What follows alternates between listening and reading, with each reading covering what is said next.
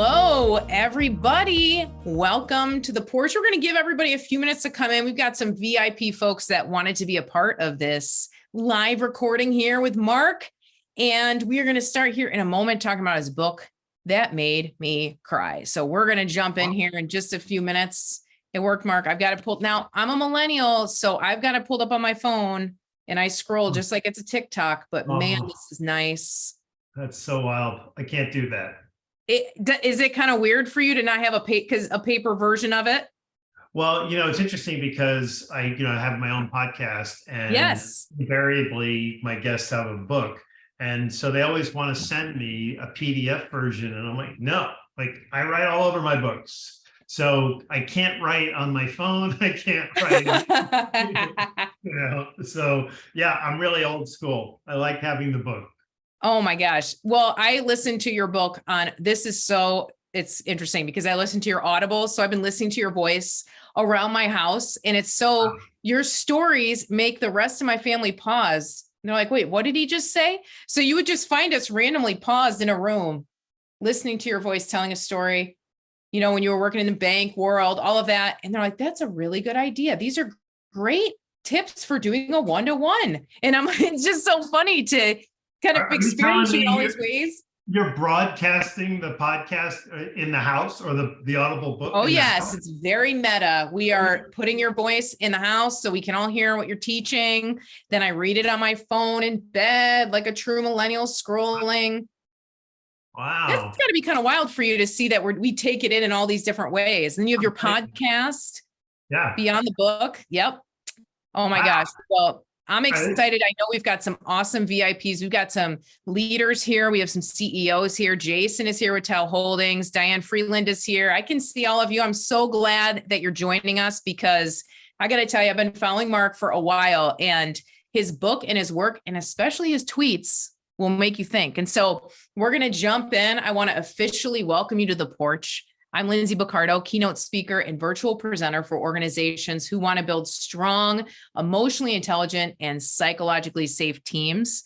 I believe that the modern day leader has an obligation to grow personally and lead others from a healthy place. So you're going to hear me bring on psychologists, neuroscience experts, storytellers, writers, and leaders just like Mark. Really anything that helps us grow personally and ultimately impact the culture of our organization. This is where I bring my favorite thought leaders on these topics. And Mark C. Crowley has been on my bucket list. He is the author of Lead from the Heart, Transformational Leadership for the 21st Century. He's a speaker. He's a consultant. He's a change agent for workplace engagement and culture. And if you're looking for people to follow who will lift your chin on a hard day, who will remind you of what matters most, Mark is your guy. Grab him on Twitter, grab his book on Amazon. He's got a fantastic podcast. Mark, you have made my week. Thank you for being here so I could speak to you directly about your work. Well, you're very low energy, and I'm kidding. So, and I can feel that, my work, so you can feel it. And so yes. I'm totally energized and ready to go. So I love that. I'm looking forward to it. Okay, good. Okay, we are going to jump right in because I want to talk about this tension that I find that's true in your book and in my work with cross generations at work. And here's the tension that I see that you are so good at articulating.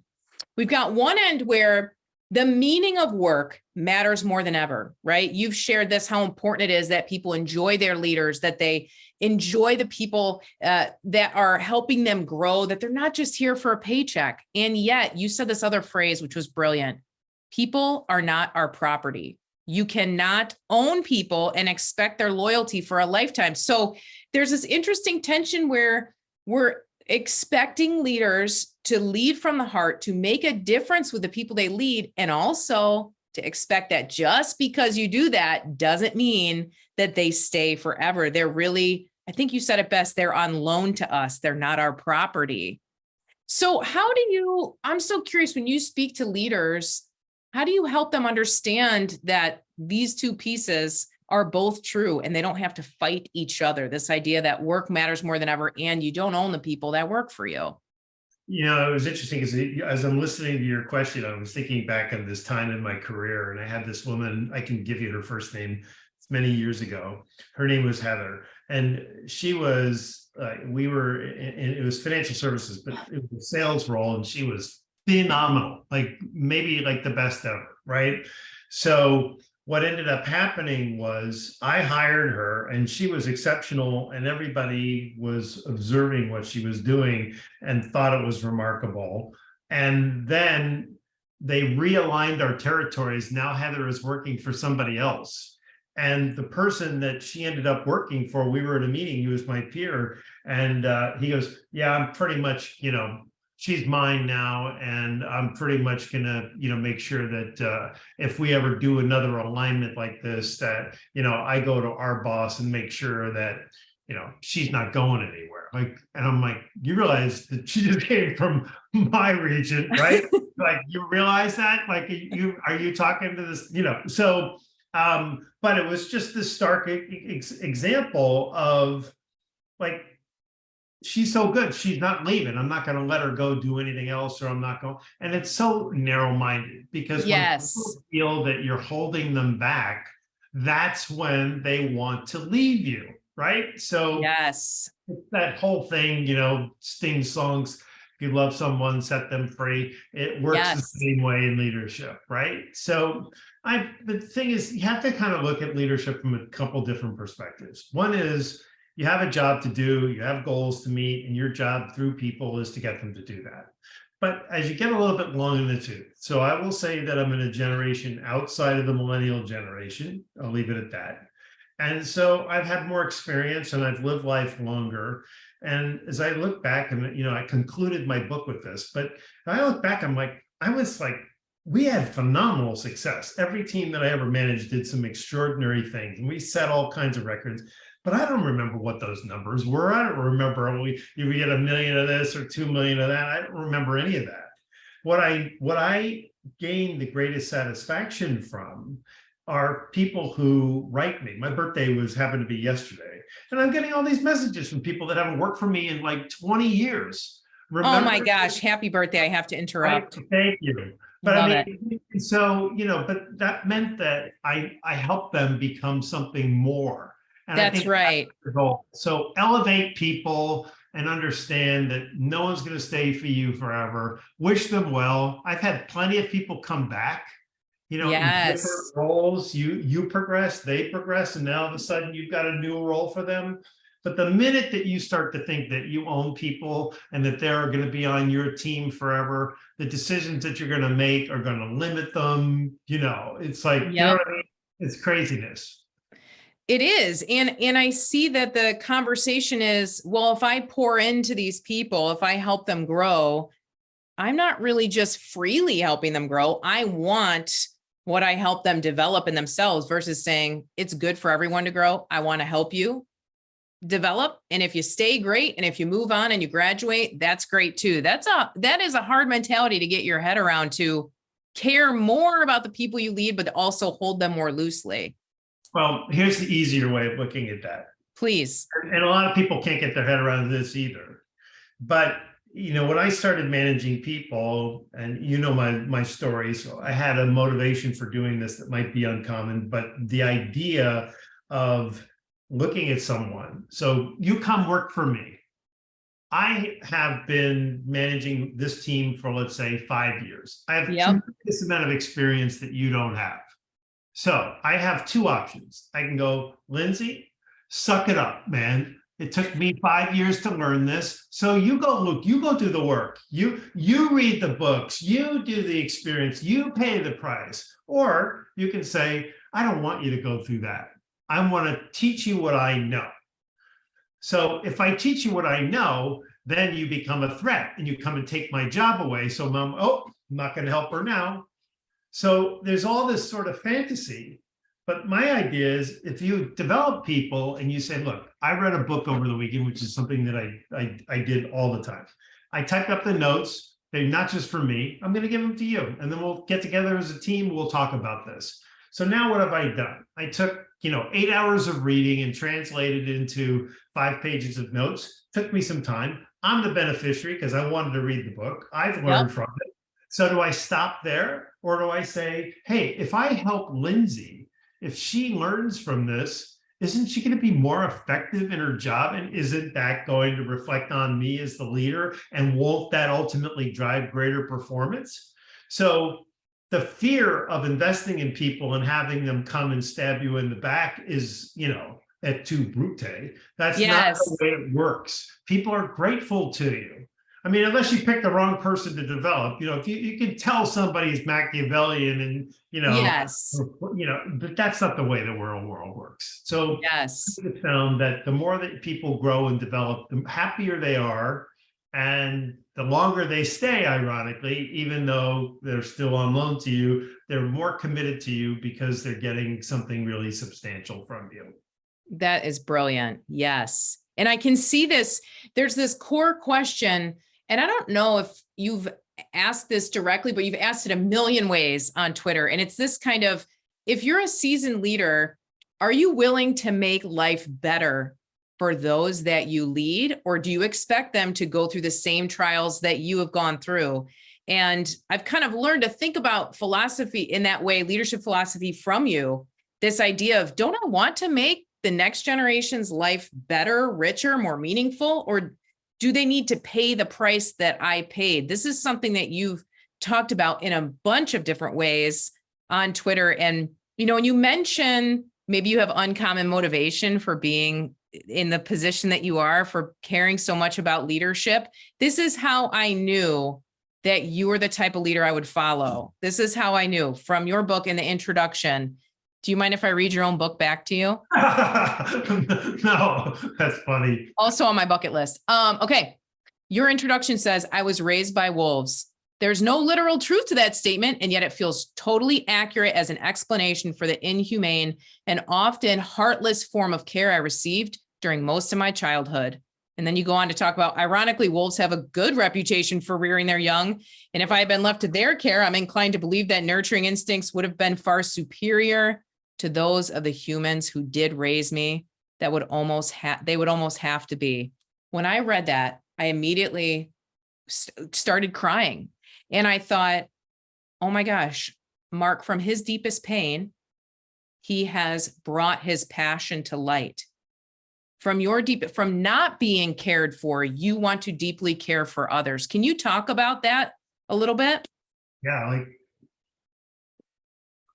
it's interesting. No one's ever read it back to me before, so I'm hearing it and I'm like, wow, I'm like, this can sound ridiculous, but I'm outside of myself going, that's really cool what that guy is saying. And then I'm like, oh, wait a minute, it's me. That's so, yes. I'm a little bit taken back by that, but as I described, I didn't do this intentionally. So I'd love to go, what a genius. You took all that pain and you translated into loving other people, giving other people, and supporting people. I would love to say that I did that, but I will say, while it was entirely unconscious, there is some part of my being that clearly made the decision to not be the guy that I was raised by, right? Makes everybody pay. Exactly. Yeah. I mean, it's the parallel. It's brilliant what you're saying, right? And so I didn't get so much in my childhood, and you don't want to be doing the whiny thing. I'm not coming from that point of view. I'm just saying literally that I could have been, I believed, and I kind of made this assessment right at my graduation day from college that I got through it, and I don't know how I got through it after all that I went through, but I was just like, man, it could have been so much easier and so much more efficient, and I could have been infinitely more ready for the world than I am right now had I been given A, B, C, D, E, and F, right? Yes. And I made the decision to give A, B, D, C, and F, A, B, C, D, and F to everyone that worked for me, regardless of what their job was, regardless of their experience. And two things happened. One was, I had the epiphany that no one outgrows needing the kinds of things that I was doing for people, right? We That's think they're right. adults and they don't need that. They don't need care. They don't need support. They don't need appreciation. They don't need safety. They don't need recognition. They don't need growth. It's all on them. They're mature, grown up people. And so that's not my job. And what I discovered is, no, man, not only do they need it, but they thrive on it. Like, we are hardwired to thrive on all those things, right? Yep. But there's an element of this that I'm not sure you're asking, but I want to emphasize, which is, I had a very painful upbringing, and you don't just walk away from that. Like, that goes with you, right? It goes. Yes. I can tell you there are elements of it that still distress me today, right? So it comes up, reminders. But when I saw other people thrive, when I saw other people blossom and accomplish things that they didn't think they could, and I knew that it was a result of what I was doing with them, that's an amazingly healing kind of a thing. So it goes back to this whole idea of, when you get a bit longer into your career, you're going to want to know, did I help people? Did I change lives? Did I make people's lives better and easier and help people achieve it? That's where the satisfaction of leadership comes from, as far as I'm concerned. Now, that's not to say that I wasn't the most demanding guy and wanted to win and wanted to, succeed and do all those kinds of things. That was all true. But it's the day-to-day experience of seeing people, and you're like, wow, like, look at that. Isn't that fantastic? So you have to have and I believe that this is the differentiator of whether or not you're going to be successful in leadership or not. And it's pretty much binary. If you don't thrive in the success and well-being of other people, then you shouldn't be leading other people. Because if it's all about you, that's going to be obvious really fast. And people respond well to that. That's exactly it. But let me ask you, Mark, I'm sure you've met leaders who are hardened by their childhood. They're not softened and more self-aware. They're actually more calloused about it. And they really do have the mentality of like, hey, you got to figure it out yourself, kid. I'm not here. You got to figure it out. How do you approach a leader that is on the opposite end of the spectrum from you and is hardened and doesn't want to make life better for the next generation? What would you even say to them? So I have a millennial son, and he went to Cal Berkeley, and he was an all-American water polo player, and he was a very good student. So he had all the right reasons to go there. And the water polo team had a fraternity that goes back decades, 50, 60 years, right? And in that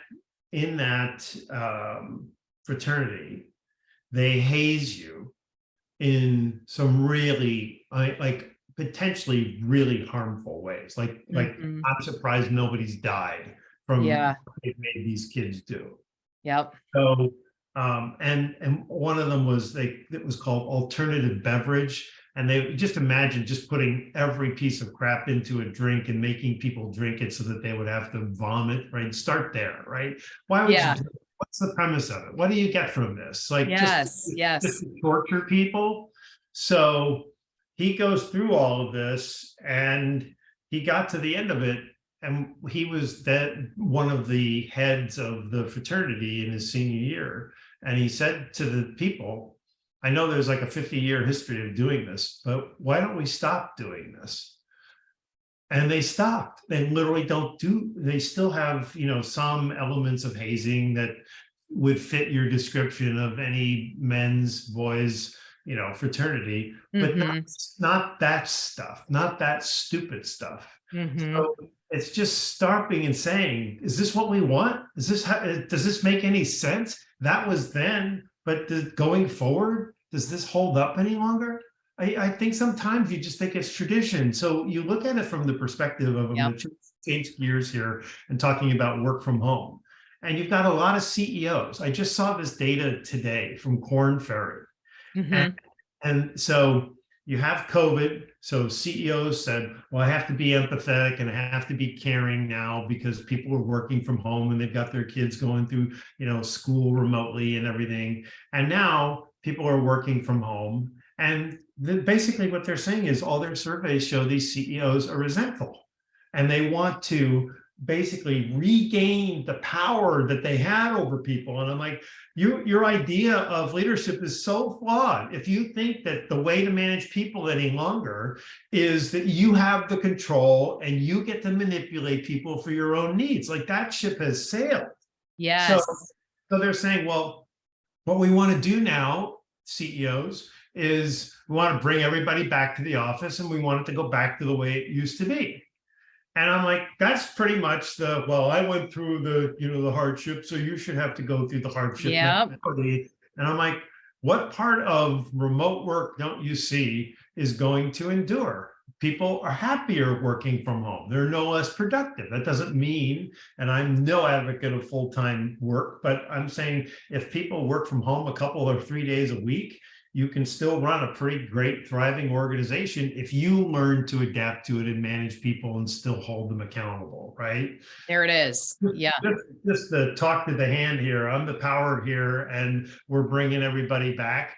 I mean, talk about missing the plot, right? Exactly.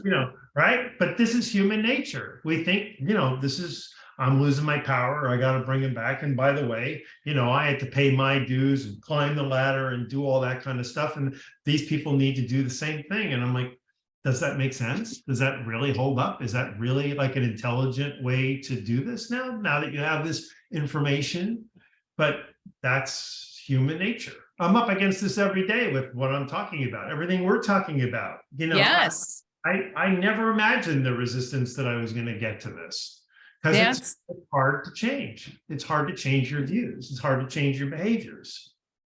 That's it. And I think that's why your story is so powerful and your presence is so powerful, because I can only imagine being in your spot and you're hitting more resistance. You've got people that agree, that see what's happening, and you've got a lot of people resisting what you're talking about. And what I love about your book, and this is one of the reasons y'all should grab it, is because there's a lot of research in there from Heart Math, from big groups that do a lot of research on how humans connect and how we produce and how we stay creative. And you're not just sharing a fluffy, wouldn't it be nice if we all just, if we could all feel more connected? There is hard research around leading people in a humane and thoughtful way that actually makes a difference to your bottom line.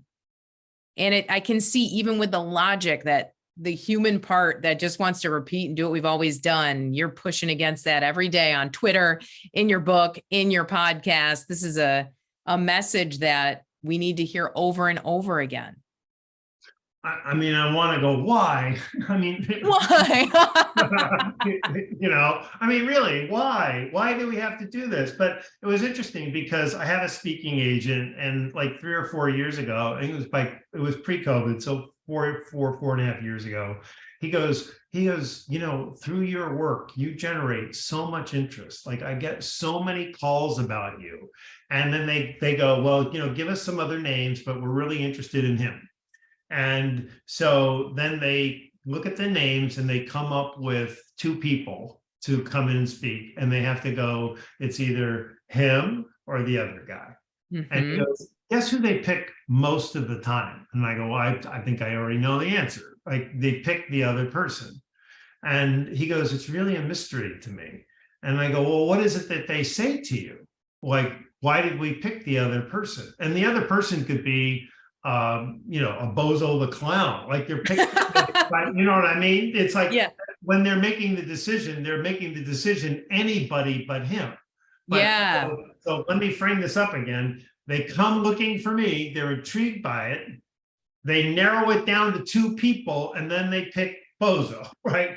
And you every time, The answer is because in the 11th hour, whoever is planning that meeting, they go, I'm just afraid he's going to come in and sing Kumbaya on stage, and this is going to be a real problem for me. So give me whoever else we picked, Mr.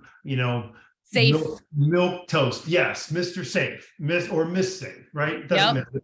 But so this is what I'm up against, because people conflate the word heart with softness, weakness, spirituality, religion, but also like on the fringe. Like anybody who says lead from the heart doesn't get business. Like there's something wrong with the guy. Yeah, isn't that wild? Well, because they don't understand, and they have a hard time getting, ironically, what I'm going to say here is they can't get their head around the fact that the science that you referenced is so cutting edge and so irrefutable and so stunning, in that what it proves is that we are not rational beings at all. So you say to somebody, you bought a Prius. What made you make the decision? Well, I wrote down the mileage and I see that's great. And the warranty is really terrific. And I really like the leather seats, and I compared the pricing. And then, if you could go inside of them, they were like, I want to be the guy that shows the world that we should be concerned about our environment, right? There it is. They can't grasp that. They're like, yeah. Oh, no. So if you understand that people aren't as rational as we think they are, and one of my favorite podcast guests is a woman named Zoe Chance. She's a professor at Yale University, and she is one of the several experts that I've gotten to know very well and whose work I reference in the book. But basically what she's saying is like, there's studies that show up to 95% of our behavior. 95% of it is based on feelings and emotions. It's not here at all, right? But you go up to the most rational person, they go, well, that might be true for other people, but it's not true for me. And I'm like, no, it's true for you too. You just can't grasp it. But once people understand it, and once people start to go, he's right, then if that's your understanding, then you realize, well, then we shouldn't be making rational appeals to people to behave in a certain way. We should be influencing their feelings and emotions that naturally make them behave in the way that you're interested in, right? So yes. Appreciation, for example, when you appreciate people, it creates a feeling. Generally, that feeling is really positive. Lindsay appreciates me. Lindsay knows me. Lindsay is advocating for me. That makes me feel good. And human beings are hardwired to reciprocate. And so I now want to do something for you. Mm-hmm. Like, I want to help you. Like, you care about me. You appreciate me. And that's a feeling. So if you just tried to go, hey, look, Mark, I need you to do 5 more widgets this month because that'll drive up our scores by 3.2 points, all rational stuff. It's like, why do I care? Like, what's right? But if I start to produce more of whatever you want, and you come into my office or see me in the hall and you go, I just noticed that you're doing a lot more of what we're asking you to do. And I'm like totally impressed. Like, thank you. Then you walk away. I'm like, man, I'm going to help her do more. Yeah. Created the feeling inside of me. That's right. That's brilliant. You used this quote in your book about appreciation, and it jumped off the page. It's a Mother Teresa quote. There is more hunger for love and appreciation in this world than for bread. And you spend a whole chapter talking about the importance of showing appreciation and how to do that. And that human bond, that connection, exactly what you just said, of honoring somebody and showing them, I see you, I see what you're doing. And one thing that you said that was so interesting is that if you're going to show appreciation, make sure it comes from the heart and it's genuine.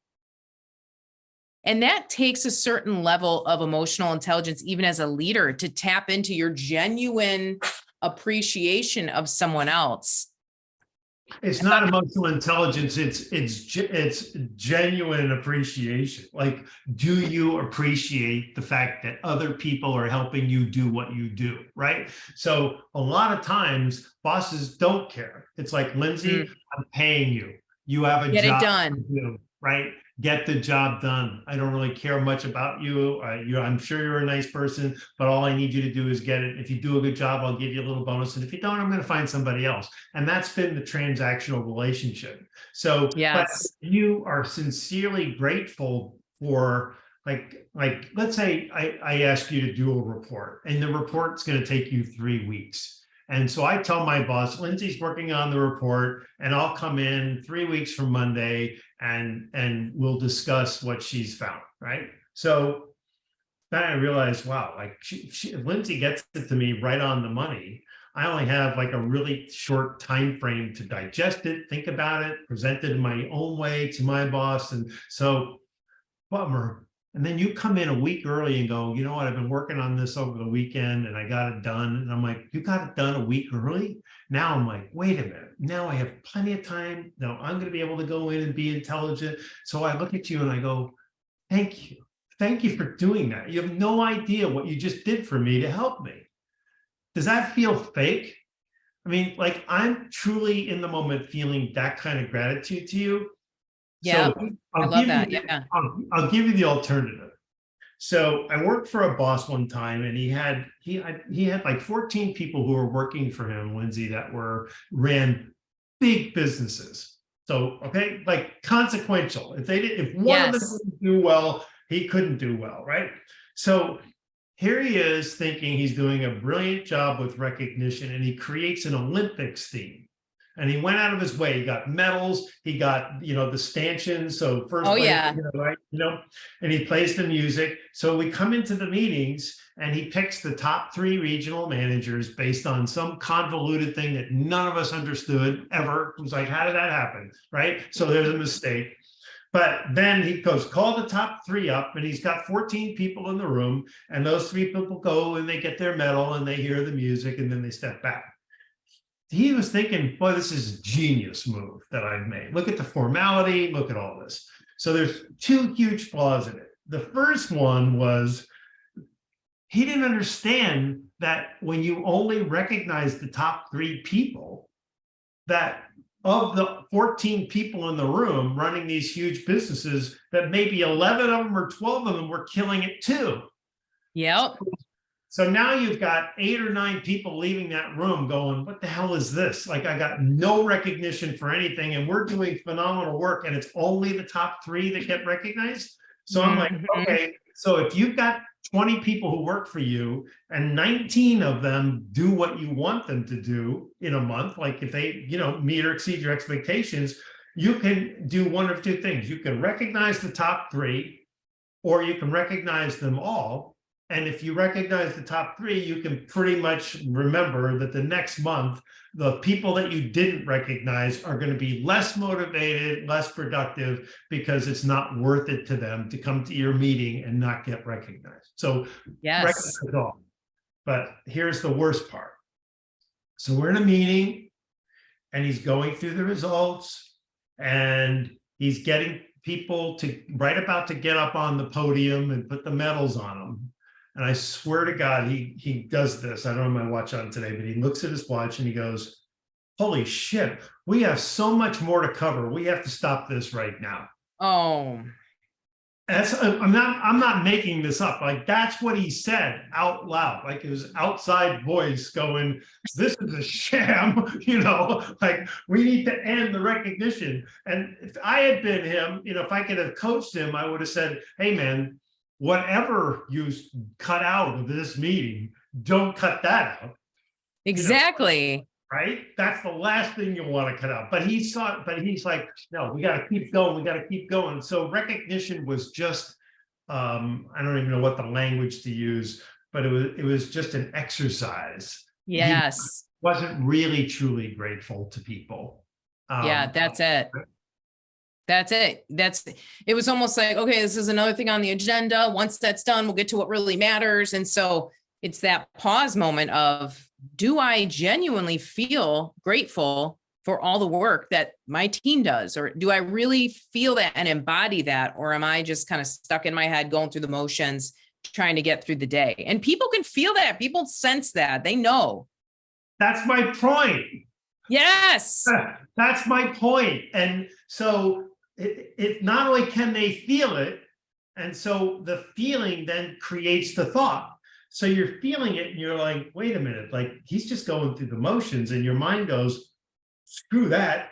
I'm not working hard for this guy. Like, this guy doesn't really care. He's not that sincere. All he wants to do is focus on the next month and whatever's coming, right? And so now the mind is, and people leave resentful.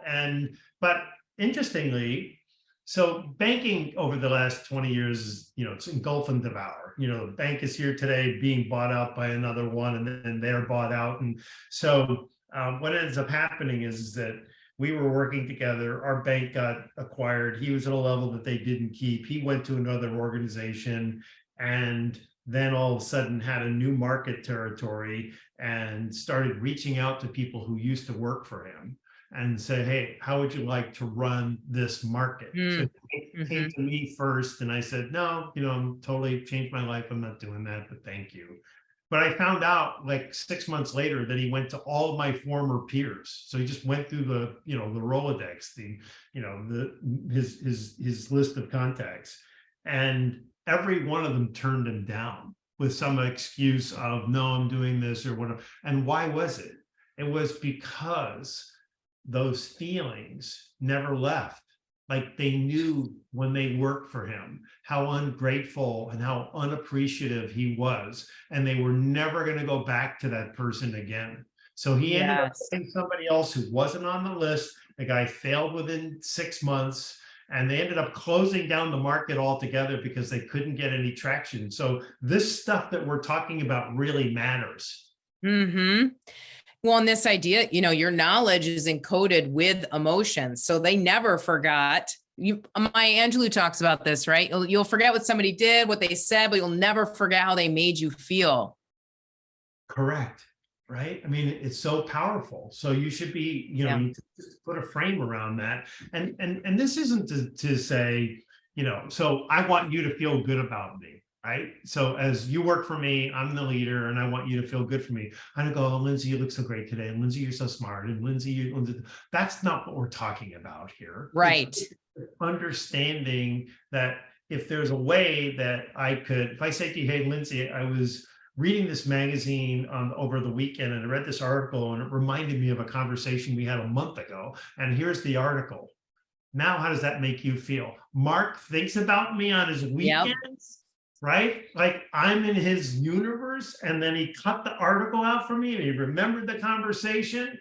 Now, how do you feel? Right? And oh my gosh, doing it genuinely, but you're like, wait a minute, like that's what I want.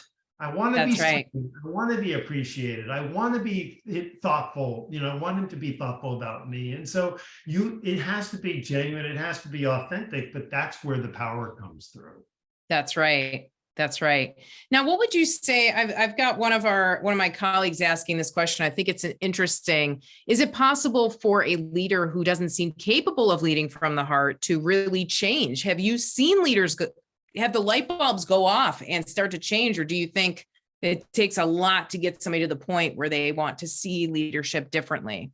I mean, you have to give them an illustration of it, because, if this is the spectrum and this is Mother Teresa and you go lead from the heart, she's like, hey, man, I'm way ahead of you. And over here, the guy that goes, hell no, no way in hell am I ever going to manage this way. Right. So we're talking about somewhere over here. Right. Yeah. The guy that's on way over here, I'm not going to put any money on him. Like there's just some people that just think everything that I'm talking about, like prima facie, meaning on the surface, it's so stupid that I'm not even going to listen to this, right? So that guy's going to take some persuading. And the only way that person will be persuaded is to see other people succeed with it and go, wait a minute, like they're getting something. So it has to be their own epiphany, right? Yes. But here's an interesting story. Bob Chapman, who runs a company, it's $3 billion manufacturing company. And basically, he was on my podcast, and he basically run this company. He took it over. His dad had a heart attack, 30 years old. He takes it over from his dad and finds out that he's like a pretty darn good manager, and turns this into a $3 billion company, like from nothing. So, but in his progression, he was the guy who, get rid of him, he's not hitting his numbers, or let's lay off 500 people right now and hit our quarterly number, like that guy. Like he didn't care about people. And he tells me that so this is sort of a combination of what we were just talking about, but really answers the question of can somebody change? So he had his own epiphany, but without seeing other people. But here's what happened. So he goes to a wedding, and I'm guessing it was probably a marriage of either, I think it was the children of somebody that was senior in his organization. Mm-hmm. Okay. And he's sitting there and they're coming down, and they're young and beautiful and have their lives ahead of them. And he realizes, it's like, wait a minute, like, these are real people. Like, I want them to do well in life. I want them to be happy. I don't want them to be fearing that they're going to lose their jobs or work for a boss who treats them like crap, And so all of this is going on. And so he literally, he didn't just transform his organization, like he's become the Pied Piper for leading from the heart and caring about people, right? But the way that he described it was like, I'm holding people back from having a great life by leading the way that I was leading and creating a sense of fear for people. And I don't want to be that person. Start there, right? But then he found out that people are much more loyal. They're much more, right? So he found out all the different things that I prove will happen to anyone who manages this way. But he found it out for himself and happened to be the CEO. Yeah. I have a very good friend of mine, and we were talking about all the resistance that this idea has faced over the years. And he goes, I said, well, it's sort of interesting, right? Because I've got like 140,000 Twitter followers, and I've got a podcast that's heard in 170 countries. And so and the book's done really well, and it's taught in all these universities. I'm like, how do you reconcile that? And he goes, your fans aren't the CEOs, your fans are the employees. The people who are supporting you are the people who want to be led the way you're talking about. The CEOs are the guy over here. That's right. That's it. Why should I change how I lead? I got to be the top by managing people this way, right? Instead of saying, maybe I could actually become more effective and our whole organization could become more effective, they think like the guy with the recognition that if I start treating people well, there's a risk that we'll go the opposite direction. Like people get soft in the middle and they will underperform and take advantage of me, and my numbers aren't going to be hit, and I'm not taking that risk. I've gotten my numbers by being that guy. Yeah. And I'm like, you have no idea how self-limiting your leadership of organizations has been. And by the way, one of the most essential scorecards, as I see it, is that 100 million people in America quit their jobs in the last 2 years alone. 100 million people. And think about this. I think about, like, in my career, I don't remember quitting a job. I mean, you move from place to place sometimes, but generally because somebody wants you to do that, not because you want to get the hell out of there. Mm-hmm. So you lose your friends, you lose your continuity, you lose your tenure, you lose so much so 100 million people were willing to do that. What does that say about how we're leading, right? That's it. You nailed it. They're willing to make the trade. It was worth it to them. The inconvenience, is better than this. Truly. Yeah. Right. And you talk about this a lot in the beginning of your book, that people do need much more than a paycheck, that there's more pressure than ever to have meaning in your work, to have connection, to climb Maslow's hierarchy of needs, to find self-actualization in your work. And yet, if you're not experiencing those things, there's so many ways to make money now. You know this, Mark. I know several young folks, they're millennials like me, and they're making $10,000 a month on Etsy. Yeah, you better have right. But what motivated a mission? What motivated that in many cases, some people have just figured out that you can do those kinds of things, but there's other people that are saying, I'm going to try this because I don't want to go back and work in a company, right? That's it. Yeah, exactly. So they get successful on Etsy, but if they don't, they're going to go figure out something else that they can do because they never want to work for a boss that doesn't care for them again, once you've had a taste of it. But more importantly, and I think I've said this a million times, but we had a global crisis for, we'll call it 2 straight years. The pandemic affected everyone. And when it forced everybody to be at home, it forced people to be in much greater solitude than they'd ever been in their life. And everybody had the same epiphany. They asked themselves the same question. And it helped them with, am I married to the right person? Am I dating the right person? Yeah. Am I in the right job? Do I have a boss that cares about me? Do I like this organization? So you take out the personal relationship, and it's, what about my boss? Nope. What about my organization? Nope. What about the work I do? Maybe, but number one and two kill that, so I'm leaving, right? That's So it. even if people are happy doing the work, they didn't stay. And I Yep. look at this and I think, how much more turnover can you take before you're willing to change? And so, talk about the cynicism. I don't know if you've ever seen this ad, but the American Cancer Society did this ad probably 20 years ago. And they're trying to scare people out of smoking. And so this woman has, I know where I'm going to go. You're laughing already, but you should. So she's got a tracheotomy because. Oh, I remember this. And she's smoking out of her tracheotomy. That's how unwilling she was to stop. And so that's my analogy. It's like, you've lost 100 million people. You might want to change, or at least think about changing your culture and who you pick for managers. And they're like, nope, we're just going to hire more recruiters, and we're just going to build it into our business plan. And by the way, screw those people who keep quitting. Yeah, it's their fault. Right? Exactly. Right. Yeah. And you issue this warning in your book. One of the things you said, and the newest edition is post-COVID. So this is very relevant. You really pick this up, because this isn't a book that was written in 2013.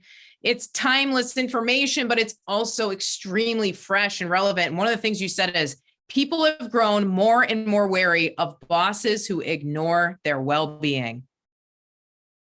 It's no longer just, gee, I wish I had something that, maybe I could find a better boss. I'm growing wary of somebody that ignores my well-being. Well, but it's interesting, because I think well-being we're in real trouble. I mean, you've got mental health issues that people are suffering from, and some of that had to do with COVID, but some of it is just the way we live. But well-being also is a big thing in terms of, I believe in boundaries. Like, if a traditional work day is from 9 to, we'll say 7. 7's too late, but let's just say 9 to 7. Okay, you're an adult, you're hardworking, you're in an exempt position. 8 to 7. We'll just say that. Okay. Yeah. Don't be sending people emails at 7:30, or, hey, could you just get on a quick call, or could you just look at that report one more time for me? That kind of thing interferes with people's well-being, right? Because and we don't think, I'm having dinner with my family. I'm going for a run. I'm at the gym, and now all of a sudden I'm like, pardon me, God damn it, he wants me to get back. So now I've ruined my whole workout, right? Yes. This is how people feel. This is what I'm trying to articulate. Exactly. And so, but one of my new insight on this just this morning hit me, that what we're doing is we're focusing on well-being as a means to getting you to be more productive. Like, hey, I brought the masseuse in last week. Everybody got free massages, so now I really need you guys to step up and hit the nut. And people are like, that isn't what we want. That's not what, that's not well-being. So like my former boss, with this superficial form of recognition, you have to focus on well-being in the interest of giving people well-being, and then take the outcome versus making it a quid pro quo. If you're giving to people to get back, you're not giving to people, and people feel that, and then they go, you don't really care about my well-being. If you did, you wouldn't be leaving me messages Saturday morning. And I have a CEO that I work with, and he loves to send emails out. Don't ask me why. Gets his cup of coffee and he starts, dear diary, and but he starts to send these emails out to his people who've just had an exhausting week, and they're having their own coffee, except they don't want to be bothered by their boss. And so so I've asked these people, I go, does it bother you? And they're like, yeah, it bothers me, but I have to respond. So I went to the CEO and I said, you got to stop this. And he goes, well, they know I don't expect it. And I go, no, you can't tell them that. You can't say, hey, I'm going to send out like 5 or 6 emails every Saturday morning, but I don't want you to look at it. I don't want you to respond to it. Who's going to take that risk? Right? Nobody. you come into work on Monday and you're like, hey, well, you didn't have a chance to look at, well, you told me that you didn't want me. Well, I know, but and so now all of a sudden you're down in the pecking order and not looking like a contributor. And I'm saying, don't put people through that mess. Stop sending out the email or schedule it to go out on Monday, whatever. Exactly. You can sit there all you want on Saturday morning. Just don't send them. It's like, that's it. And that's how you get to well-being, where people feel like when they leave that they are actually not going to be bothered, unless the building is burning down, or you know what I mean? Yes. Like this or something like that, then it's all hands on deck. But you can't try to give people well-being as a means of getting what you want. And it's a sort of a parable for pretty much everything that we do to be nice to people is in exchange for, and this is a bit of a paradox, it's a leap of faith, but if you just do those things with genuine intention, you'll get everything that you want. You just don't have to be the jerk about it, I mean, you just, because you kill the deal, you kill the spiritual calculus that happens. I don't know how else to say it. That's it. That is brilliant. That is the through line of your book that comes out in a bunch of different ways, in a bunch of different stories, understanding that through line to the bone, that it's not do this so you get, it's not meant to be transactional. And that's why I think it was so interesting. You use the word transformational leadership in the title of your book. We are transforming the way we lead people. We are not just trying a new tactic, throwing spaghetti at the wall, hoping that if we're nicer to you, you'll stay longer. There's a transformational opportunity that you highlight through this book. And that's why I'm just so excited to talk to you about this, because I can see it in your work. I can see it in your daily contribution. And I just think it's so important that we consider that deeper level, that deeper mission in life to be the type of leader that creates transformation, not just better transactions. How'd you get to be so smart? Seriously. Reading your book. No, I won't accept that. You're one of the things that I admire most in people when I see traits, certain traits. Generosity is one of them. You have that. It comes through. But you're incisive. Like you can take a lot of information and then digest it into something that's really meaningful. Like here's the point. This is what I need you to get. That's very hard to do. So I admire it. So you're really good at it.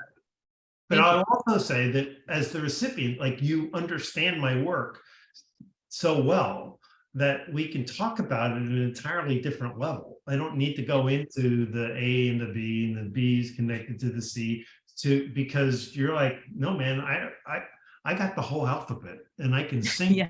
You know what I mean? So we're having a conversation that I wouldn't have otherwise. So that's a credit to you. Well, thank you. That means the world to me. That's what I'm here to do. And I think, when I came across your work, that's very rare that I find somebody I go, aha, they really deeply get this. And as somebody who has studied generations and seen the difference in the psychology and the social contract around work, you are explaining this from a level that all leaders need to hear. You're actually explaining how to fix the generational tension that people face. It's answering this call to lead from the heart. And so I'm just over the moon thrilled that we got this time together, that my VIPs got to hear from you directly live and ask questions. And just thank you so much for your time. I promise it'll pay back in dividends as we send this podcast out and get clips of it on social media. Thank you for your time and investment. If I can ask one more question from you before we wrap. So demanding. If you had, and I know we've kind of talked about this, but if you had a megaphone and you could tell the whole world one message and you could really inject it into them, it wouldn't just be telling them it pings off their forehead. What would you want to shift in humanity's psyche around work? What would your message be that would change the way that people think about work? I think that it has to do with some of what we've discussed, but I'm going to add the final dimension of it and explain why the book is called what it is. So when we talk about human nature and we say, well, human beings aren't really as rational in the way that they make their decisions as we think they are. And up to 95% of the decisions are being made under the hood, right? We can't see the mechanisms going on, but something's coming through and we attribute that. Well, there's a motor in there, there's an engine and the engine's doing all that. Okay, well, how does the engine work? I don't know. It just gets me where I need to. And so we've always just gone, well, it's here. This is your engine. This is it, right? Your brain does all that work. And so I had this epiphany that what I had been doing with people all along was influencing them in their heart. Like this is what I believed. I believe that that's why people perform, because people perform for me at truly extraordinary levels my entire career. And I just kept going higher and higher and higher and never questioning it. And then somebody challenged me and said, what the hell were you doing? And when I realized it, I was like, I mean, it almost made me like cry, and then really cry for a different reason, because first of all, it was like, wow, I really believe this. Like, I really believe that I was affecting the hearts in people. And then I went, my God, the people that I used to work with, when they hear this, they're going to go, what the hell happened to him? Like, did he lose his mind? Did he have a spiritual transformation? Mental breakdown? Because we don't bring heart into leadership. And so when the book was coming out, I paid this woman a lot of money and she said, stop using a term. Don't ever use it again. It'll kill you. You're going to pay a price you don't want to pay because the world isn't ready for this. But the reason that I did, and just to pin this down, I wrote the book originally in 2011 and the new version just came out. But in that 12 years, I've taken a lot of punches in the stomach from people who make the grand assumption that he's got to be out of his mind. Like there's something wrong with him to say that, because we don't care about people. It's keep them under fear and intimidation, and that's how you're going to get them, and threat of losing their job and not getting their bonuses or whatever. And I'm saying, no, it's just the opposite. But this is the answer to your question. We now know that the heart is not just a pump. The human heart is not just a pump, and people cannot get their arms around this because it's such emerging information. But if you think about why we say, follow your heart, have a change of heart, learn it by heart, think about what the meaning of those are, and why would we ever say them if we had only this up here? Like teachers had said to you, we have a big test on Monday, students, so learn it by brain. They never said that. So we've always sort of deep down believed that the heart had more to do with it. And now we know that it does, that the heart and the mind are connected.